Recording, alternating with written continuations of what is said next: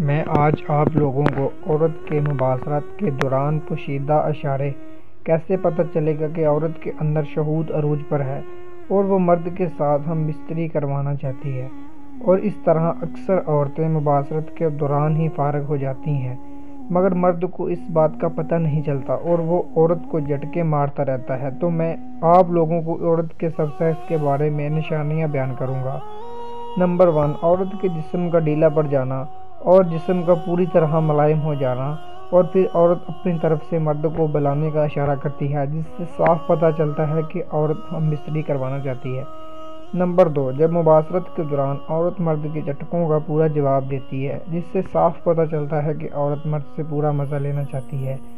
Number 3، جب عورت فارغ ہونے والی ہوتی ہے تو اپنے ہاتھوں کو ہلانے لگتی ہے اور پسینے میں بھیگ جاتی ہے، جس کے بعد عورت پوری شدت کے ساتھ مرد کے ساتھ لپٹ جاتی ہے۔